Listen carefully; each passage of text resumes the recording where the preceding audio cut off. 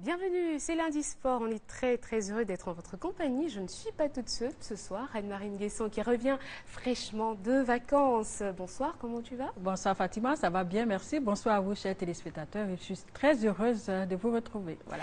Et voilà, après Anne-Marie, donc Ange, bonsoir. Bonsoir Fatima, bonsoir Anne-Marie, bon retour. Merci. Bonsoir chers téléspectateurs. Et voilà, c'est bien sûr avec cette joyeuse équipe qu'on va conduire cette émission. Pendant 1h30, on parlera de sport, mais avant, on part avec les titres.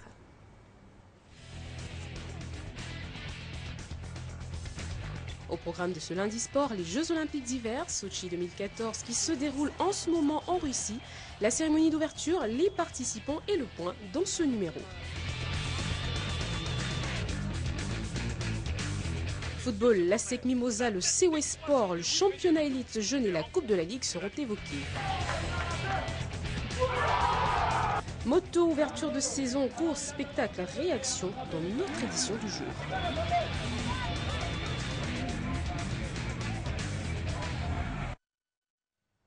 Et voilà, on va démarrer cette édition par les courses et plus précisément par la moto. La Fédération de motocyclisme de Côte d'Ivoire a officiellement ouvert sa saison 2014.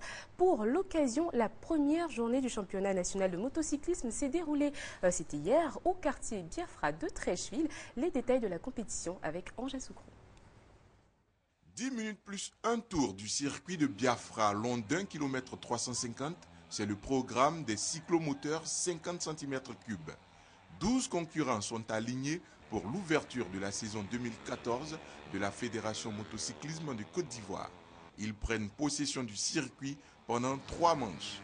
Mamoudou Maïga est premier sur la première manche et termine deuxième sur les 2 dernières manches. Ce sera suffisant pour lui permettre de finir premier dans la catégorie des cyclomoteurs 50 cm3. Deuxième, Salif Ouedraogo et troisième, Ilias Lemané. Les juniors 65 à 85 cm3 sont 4 au départ pour 3 manches de 10 minutes plus un tour du circuit. Au cumul des 3 manches, Milan Palisco finit premier. Il est suivi de Olivier Angoua et de Théo Naetz. Les seniors 125 cm3 et plus sont repartis en 2 poules pour 17 minutes du circuit plus un tour par manche. Chaque poule dispute 2 manches. Les 6 premiers de la poule A conduite par le champion de Côte d'Ivoire en titre, Kylian Saramito, et les 6 premiers de la poule B dirigés par Sylvain Matonnet, le vice-champion, sont retenus. Kylian Saramito domine logiquement la poule A en terminant premier des 2 manches. Dans la poule B, alors que le vice-champion de Côte d'Ivoire, Sylvain Matonnet, est présent, c'est Yohan Saramito qui est en tête lors des 2 manches de cette poule B. La grande finale oppose donc 12 coureurs issus des 2 poules A et B. Yohan Saramito, très en verve, profite également de la chute de son cousin Kylian Saramito pour le distancer. Yohan Saramito remporte cette première manche du championnat national de moto. Deuxième, Sacha Vigneron.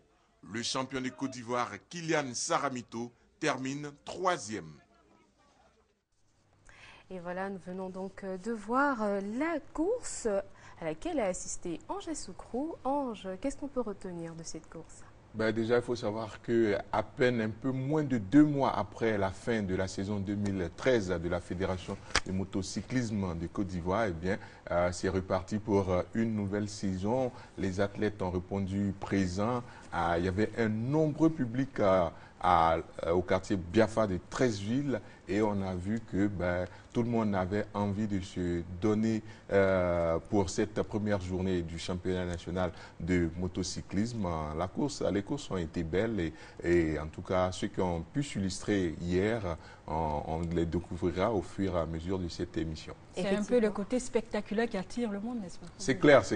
Quand vous arrivez dans un quartier comme Treichville où les populations ne sont pas forcément familiers à un tel spectacle, quand ce spectacle vient à eux, en tout cas, ils étaient les bords, ceux qui passaient par là-bas le dimanche, donc hier, se demandaient bien qu'est-ce qui se passait là pour qu'il y ait tant de monde, en tout cas, au niveau de l'engouement, ça a été une réussite. Et puis au niveau aussi de la sécurité, parce que dans de pareilles circonstances, il ne faut pas traverser non seulement la voie qui est derrière où passent les véhicules, et en même temps, il faut faire attention au circuit où les pilotes s'affrontent.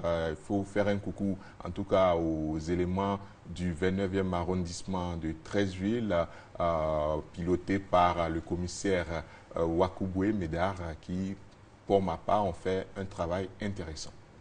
Et voilà, on va bien sûr parler des coureurs. Est-ce qu'on a eu un coureur assez spécial? On va en parler dans quelques instants, mais au-delà de lui, est-ce qu'il y a eu d'autres illustrations?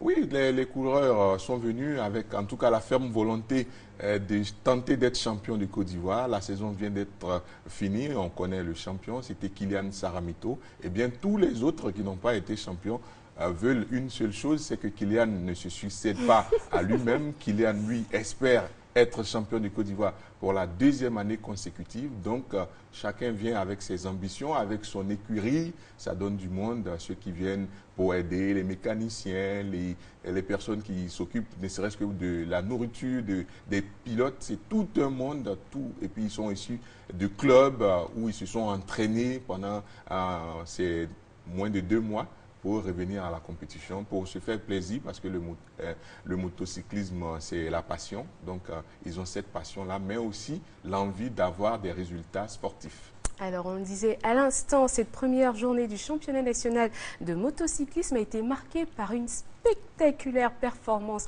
de Saramito, qui a en plus remporté la compétition. Johan Saramito, compté par Anja Soukrou. Le spectacle a été garanti pour le nombreux public de l'espace Biafra de Treichville. En maître d'œuvre, Johan Saramito, qui a été le coureur le plus spectaculaire de la première manche du championnat national de moto. Chaque fois que le circuit le permettait, Johan Saramito a effectué des sauts à la fois époustouflants et spectaculaires. Les personnalités présentes à Biafra et le champion de Côte d'Ivoire du rallye 2013 Gary Chene ont dû savourer les prouesses du jeune Johan.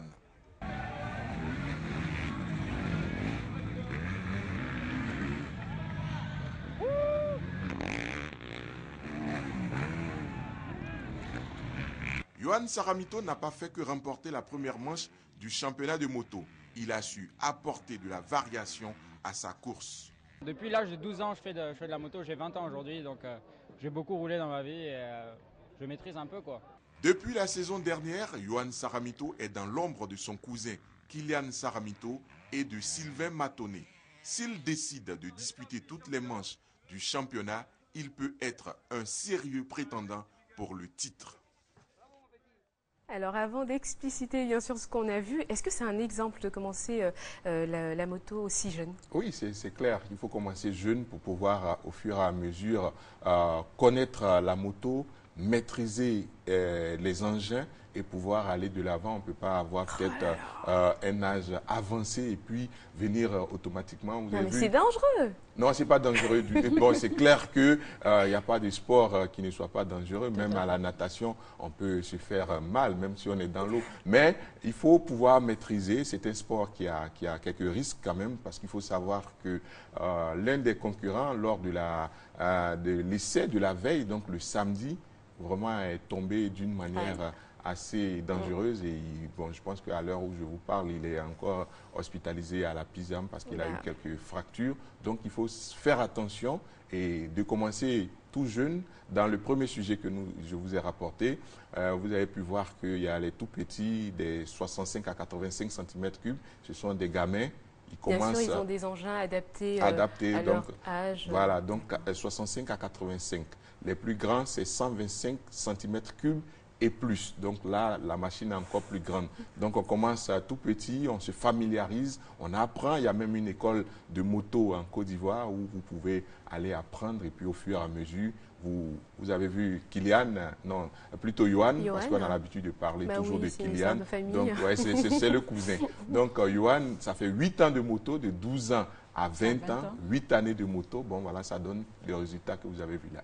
Est-ce que c'est un sport de riche ou pas? Parce que pour faire de la moto, quand même, il faut avoir il faut être bien assis socialement, on peut dire, sinon financièrement. Oui, c'est une bonne question et c'est vrai que ça coûte un peu cher quand même. Ça coûte un peu cher parce qu'une moto de 125 cm3 peut coûter jusqu'à 2 millions de francs CFA. Il y a certains qui vont tout de suite aller s'acheter une voiture hein, plutôt que d'acheter une telle moto. Mais bon, c'est un peu coûteux quand même. Donc, il faut quand même faire quelques efforts sur le plan financier pour s'adonner à ce sport.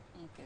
On passe à présent à Kylian, on en a parlé il y a quelques instants. Saramito, c'est le champion de Côte d'Ivoire donc de moto 2013. Il a participé à cette première journée du championnat national. Il a dominé sa poule, mais a chuté en finale. Anja Soukro nous résume tout ça.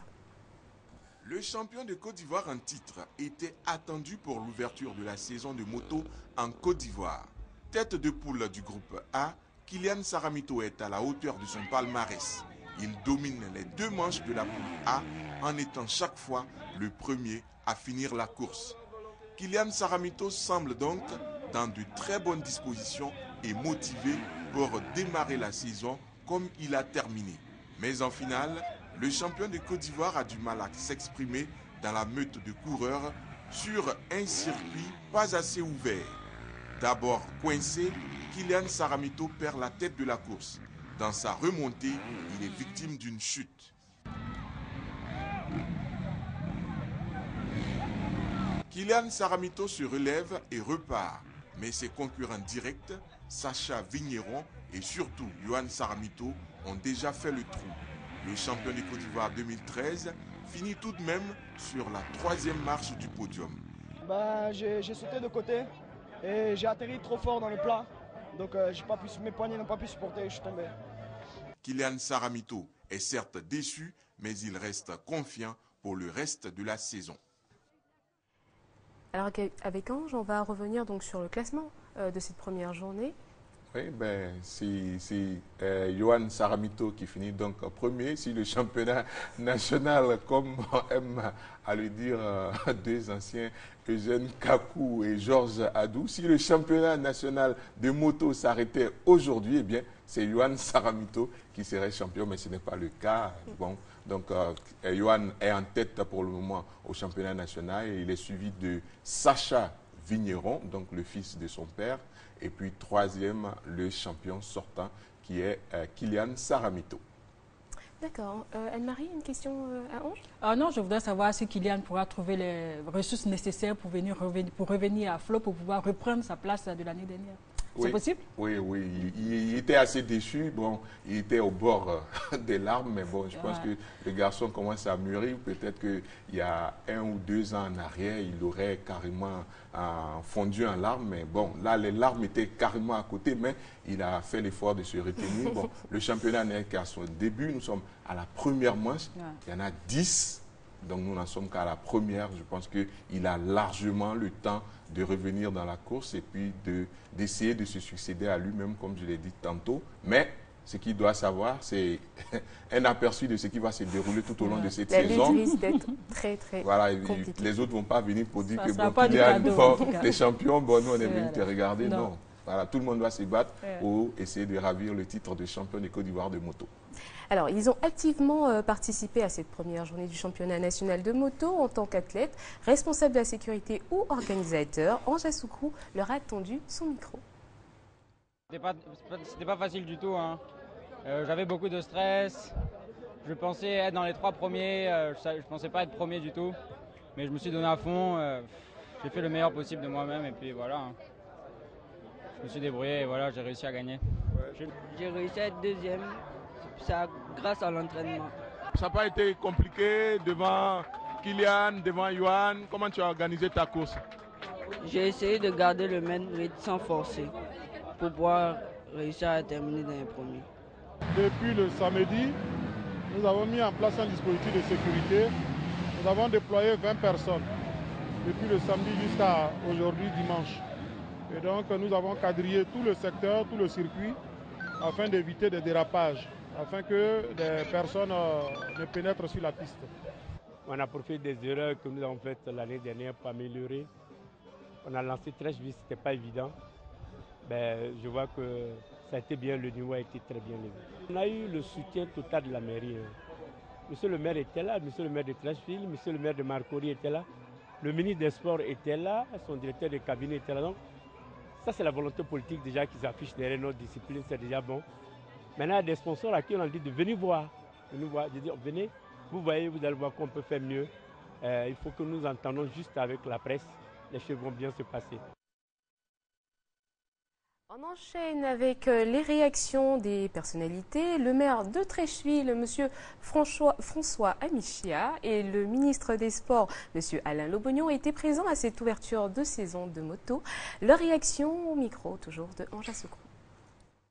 Déjà hier, nous avions l'ouverture de la session de cyclisme.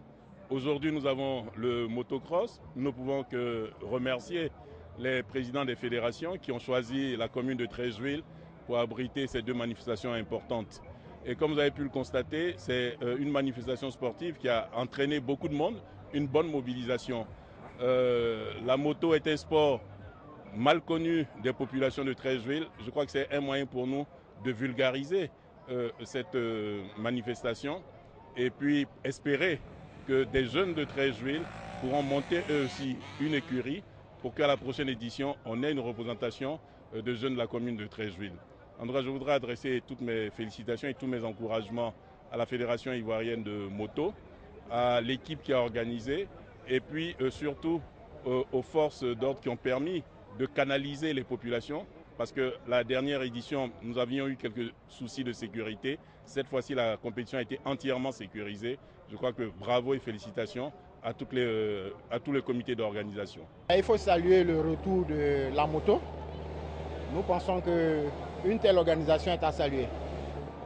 Une telle mobilisation également est à saluer, mais cela nous interpelle sur les infrastructures. Voyez-vous, nous n'avons pas la sécurité à 100% sur l'espace. Il y a le boulevard qui est à côté. C'est une menace sur les spectateurs. Nous devons donc penser à aménager des espaces fermés pour permettre à la moto de s'exprimer en Côte d'Ivoire. Mais aujourd'hui, c'est une satisfaction parce que il y a longtemps que nous n'avions pas vu ce genre de spectacle et ce genre d'organisation. C'est la preuve que le sport moto a un bel avenir en Côte d'Ivoire. Je peux vous le dire, la fédération organise sa compétition sans l'apport de l'État. C'est la preuve qu'une fédération sérieuse peut organiser une compétition sportive. La fédération de moto est à saluer. Le moment viendra, l'État lui donnera son apport. C'est ce que nous attendons des fédérations parce que nous estimons aujourd'hui que le sport en Côte d'Ivoire doit drainer du monde. Par le nombre d'amateurs, par le nombre de licenciés, nous devons voir rayonner le sport de Côte d'Ivoire. Les participants sont contents, les autorités également. Alors, la population a besoin de savoir quand est-ce que ce sera le prochain rendez-vous donc, pour la moto. Et déjà, le prochain rendez-vous, ce ne sera plus, ça ne sera pas encore à Treichville, ce sera plutôt à Adzopé parce que les compétitions sont tournantes et la fédération espère même cette année aller à l'intérieur du pays, à l'image de ce que Salif, prêtez-moi son nom, Salif Ouattara nous a ramené comme image de l'intérieur du pays, précisément à Séguéla. Je pense que ça a donné des idées au président de la Fédération motocyclisme de Côte d'Ivoire qui entend diversifier son activité, que ça ne reste pas seulement au niveau de Abidjan et de ses environs, mais que ces compétitions puissent retourner à l'intérieur du pays où il y a énormément d'amateurs de ces disciplines-là. Donc la prochaine compétition, la plus proche, ce sera le 22 février prochain à Adzopé où toute la caravane sera reçue par le président du Crazy Boys d'Adzopé, l'Italien Federico, qui j'espère est déjà prêt pour cette deuxième manche du championnat national. Alors Anne-Marie va revenir sur nos Tout préoccupations. à fait. Il y a eu un manque constaté Tout et à fait. on va mettre le point dessus. Assisté à une très belle compétition, il n'y a rien à dire là-dessus. Mais là où je suis restée sur ma faim, c'est que je n'ai pas vu de dames parmi les compétiteurs. Est-ce à dire que la moto est seulement une discipline d'hommes? Je pense que, chers téléspectateurs, on ne peut pas être sur un plateau avec deux dames, un seul homme, et que ces dames-là ne vous posent pas ce genre de questions. Mais, la question est à la Fédération ivoirienne de motocyclisme. Il faut faire en sorte que, vous savez, dans le nord de notre pays, il y a beaucoup de dames qui se déplacent à moto, donc il faut peut-être les intéresser. Et puis dans l'école qui existe ici à Abidjan, il faut expliquer aux dames, aux jeunes filles, parce qu'il faut commencer toutes jeunes, qu'elles aussi, elles peuvent aller participer, apprendre et puis faire de la moto. Ce n'est pas un sport exclusivement réservé aux hommes. Surtout que les dames aussi savent côtoyer le danger. C'est clair, c'est clair, c'est clair. En tout cas, vous êtes bien placé pour en parler. Tout à fait. Vous n'avez même pas besoin de nous rassurer, on est conscient de nos capacités. Oui, effectivement. En fait, je vous rassure que c'est ouvert. Voilà. D'accord. On va s'y mettre peut-être. Oui, bien évidemment, oui. Vous montrez déjà, Ange, qu'on peut le faire? Oui, je vous fais confiance. Non, bon, on chahute. On passe à présent au cyclisme. La Fédération ivoirienne de cyclisme a procédé à sa première course en guise d'ouverture de la saison 2014. Cette course, dénommée Grand Prix de la Fédération ivoirienne de cyclisme, a vu la participation de 40 coureurs. C'était ce samedi à Treichville. Revenons sur les moments forts de cette course dans ce résumé de Salif Ouattara.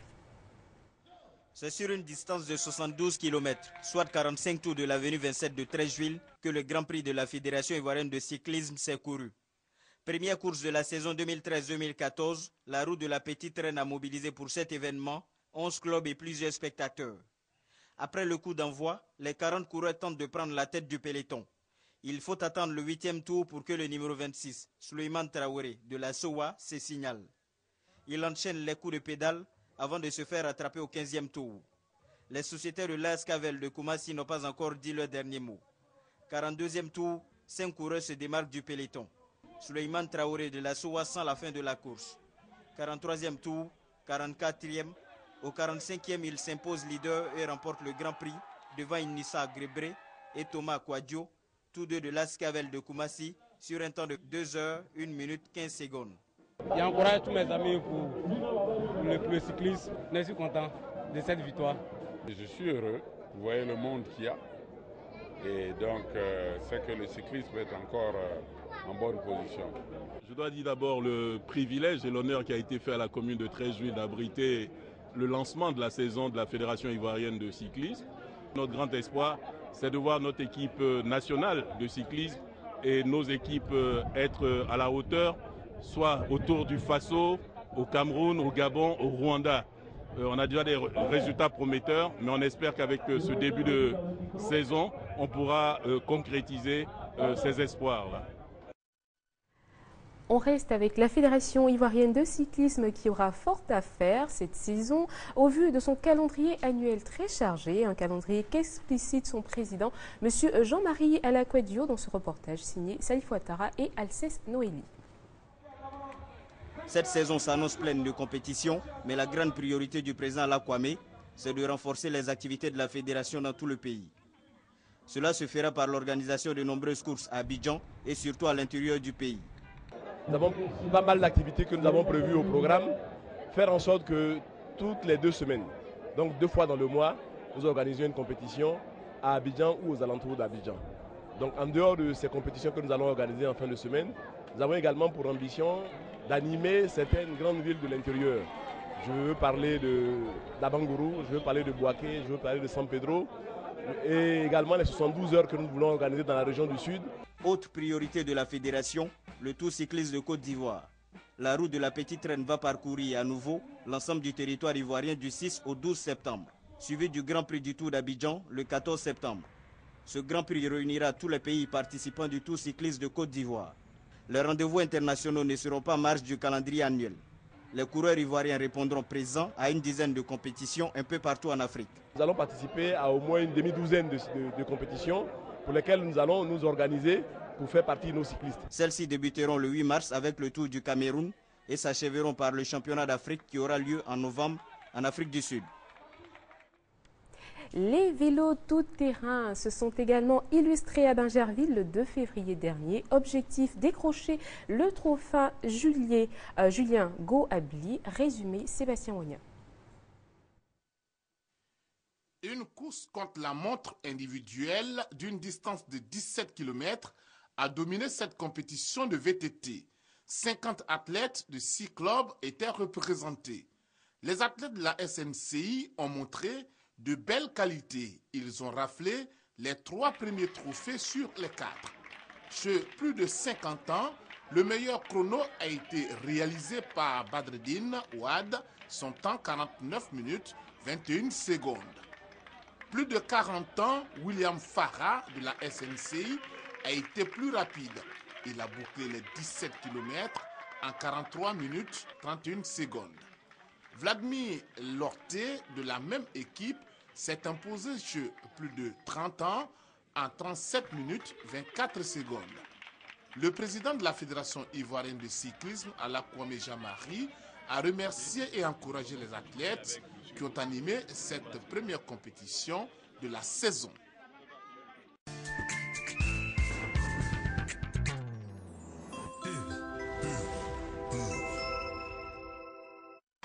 Buvez du lait à chaque instant.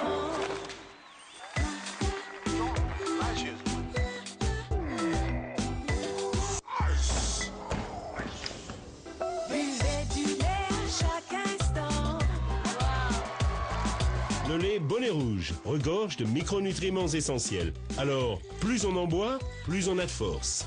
Buvez Bonnet Rouge à chaque instant, le vrai lait hollandais. Maintenant disponible en sachet.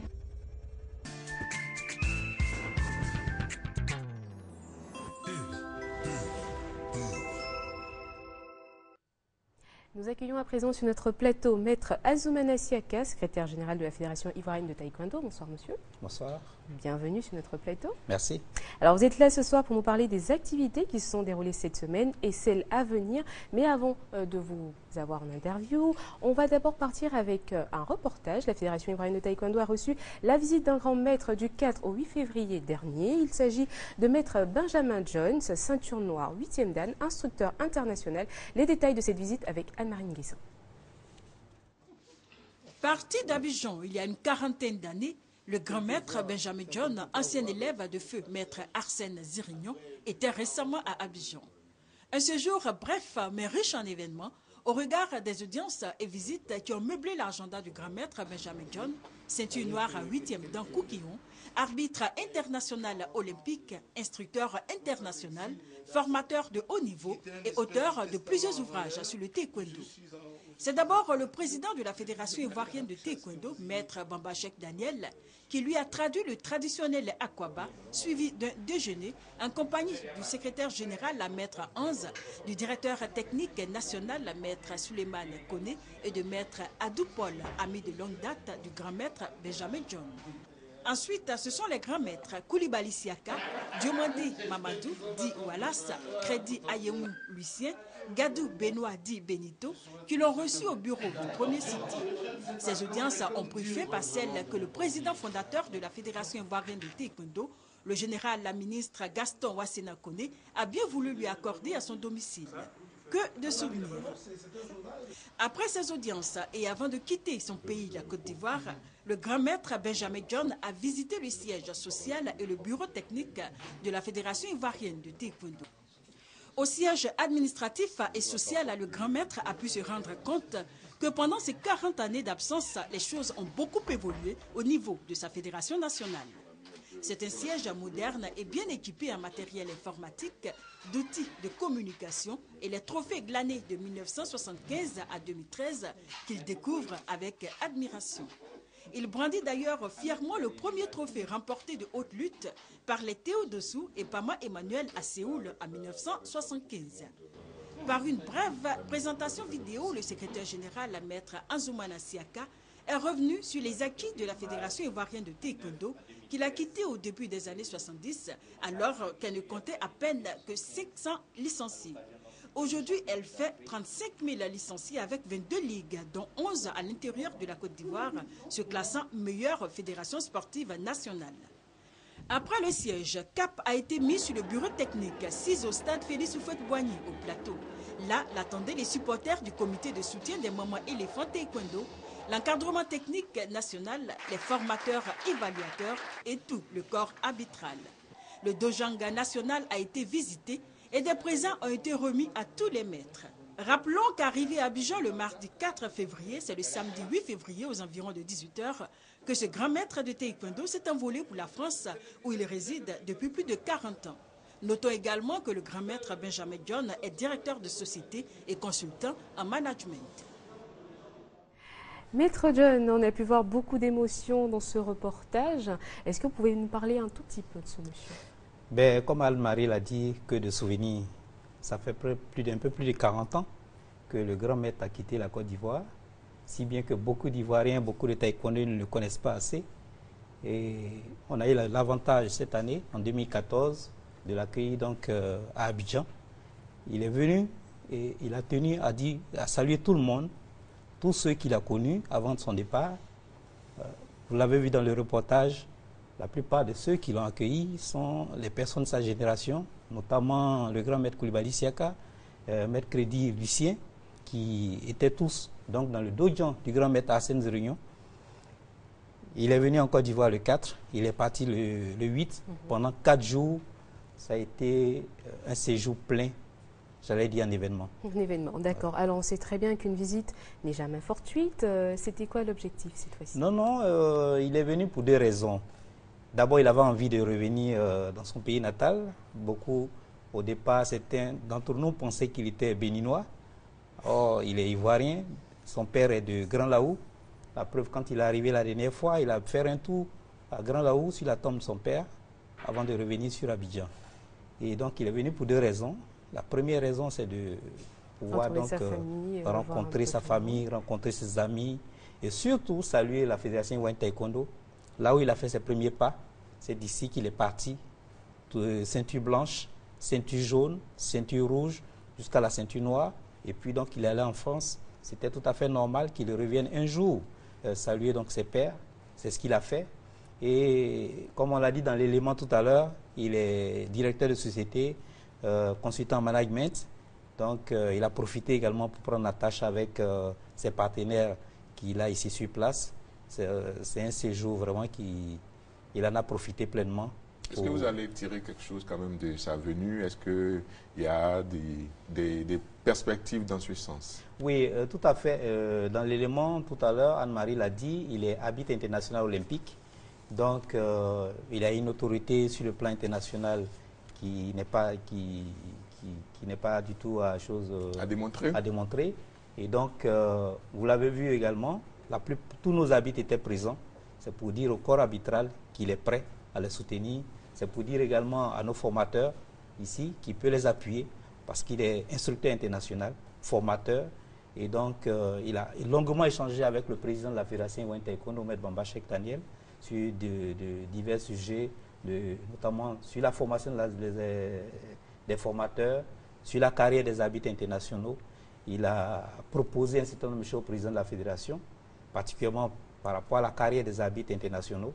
Et donc, nous allons y réfléchir et il a promis de nous appuyer à ce niveau-là. Donc, il est venu, en tout cas, il nous a donné beaucoup de conseils sur certaines questions qui nous échappaient. Et puis, bien sûr, vous allez nous donner au fur et à mesure le dénouement de tout ce qui a été dit en secret. Tout à fait. On parle toujours de taekwondo, mais à présent du championnat cadet junior. La Fédération ivoirienne de taekwondo a organisé hier dimanche le championnat national donc des juniors cadets. C'était au hall des sports de Treichville, Anne-Marine Guesson.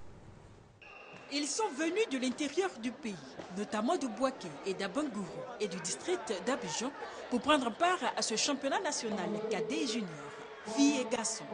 Au nombre de 230, ces athlètes ont pris d'assaut le hall des sports de Treichville pour faire montre de leur capacité à en découdre avec l'adversaire. Et pour ce faire, toutes les techniques de combat ont été sollicitées. Blocage, déplacement, coup de pied, esquive, contre-attaque, remise, enchaînement, entre autres.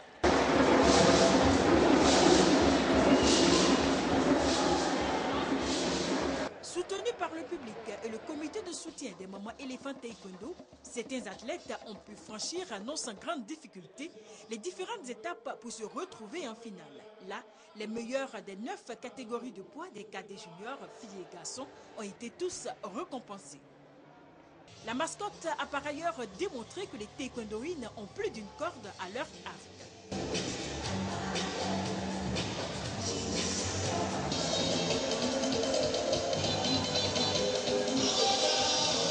Après les les cadets juniors, le championnat national senior qui servira de test de présélection aux athlètes en vue du prochain regroupement des éléphants taekwondoïnes aura lieu le 16 février prochain. Alors, le programme, ce sera quoi pour la suite? Ben, pour la suite, avant de parler du programme pour la suite, je voudrais insister en 2 mots sur ce championnat qui s'est déroulé le week-end. Saluer la mobilisation qui s'est faite autour de ce championnat, dire merci aux maîtres des salles, notamment à la Ligue de Boaké et à celle d'Abengourou, qui ont bien voulu faire le déplacement, bien que la compétition soit placée un dimanche. Ces 2 ligues-là ont tenu à y participer. Et faire remarquer que le taekwondo féminin est en train de monter en puissance. Là, nous avons compté 66 filles, 64 filles exactement, parce qu'il y avait 230 athlètes, hommes et femmes. Et là, il y avait 64 filles. C'est intéressant, c'est encourageant. C'est pour dire que le taekwondo féminin est en train de grandir en nombre. C'est différent de la moto, quoi. Différent de la moto, parce que là, c'est simplement... là, c'est simplement les catégories cadets et juniors. C'est-à-dire que quand on va remonter au senior, revenir au minime et poussin, on aura près un peu plus de 300 filles. Et ça, c'est intéressant pour l'avenir. On ne peut pas quand même vous laisser partir sans demander à Anne-Marie, qui est la spécialiste maison, de vous poser quand même une question. Alors Anne-Marie, juste le week-end prochain, il y a le championnat senior.